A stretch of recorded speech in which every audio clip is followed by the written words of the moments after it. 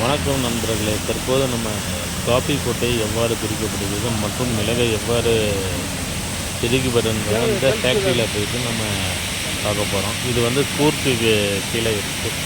நம்ம கிருஷ்ணகிரி மாவட்டத்திலேருந்து அந்த விவசாயிகள் வந்து இந்த பகுதியை வந்து நம்ம பார்வையிடுறோம்.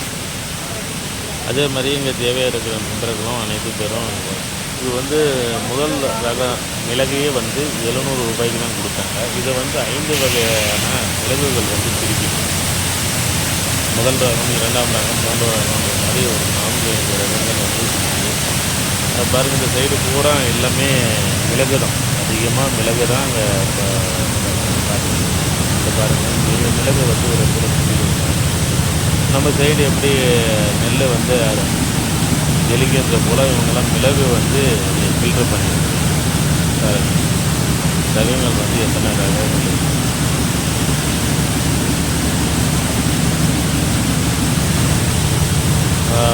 முதல் ரகம் வந்து எக்ஸ்போர்ட் பண்ணிடுறதா சொல்லியிருக்காங்க.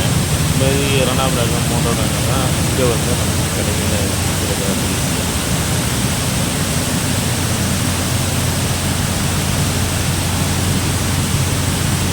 அது வந்து டோட்டலாக வந்து விவசாயிகள்கிட்ட வந்து வாங்கிட்டு இந்த மாதிரி இந்த ஃபேக்ட்ரியில் மிளகை கூட்டி தரம் பிரிக்கிறாங்க. தரம் பிரித்து தான் அடுத்தபடிய அதற்கான ப்ராசஸ் எல்லாம் ஸ்டார்ட் பண்ணியிருக்காங்க.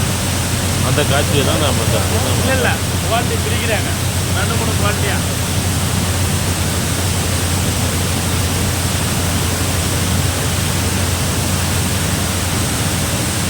எவ்வளோ பெரிய ஃபேக்ட்ரி. அது வந்து காஃபி வந்து அங்கே இருக்கிற விவசாயிகள் வந்தும் வந்து இந்த கொள்முதல் நிலையத்தில் வந்து போட்டுருக்காங்க. அதே மாதிரி வெளியே வந்து வாங்கிக்கிறோம். தற்போது பாருங்கள், காஃபி கொட்டை ப்ராசஸ். இது வந்து முதல் ப்ராசஸ் காஃபி கொட்டை. இதுக்கு அடுத்தது 2 ப்ராசஸ். முதல் ரக ப்ராசஸ் பாருங்கள். இந்த மாதிரி காஃபி கொட்டி ஒரு இடத்துல கொட்டிடுறாங்க. ஒரு பிராய்லரில் பாருங்கள், அது வந்து 2 இதாக போய் ஃபில்டர் பண்ணிட்டு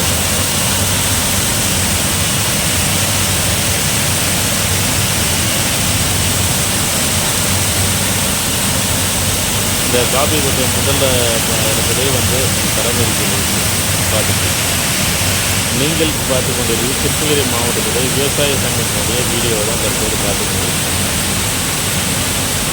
நம்ம விவசாய சங்கத்துடைய வீடியோ பார்த்து பாருங்கள், ஷேர் பண்ணுங்கள். மீண்டும் அடுத்த ஒரு நல்ல பதிவில். நன்றி, வணக்கம்.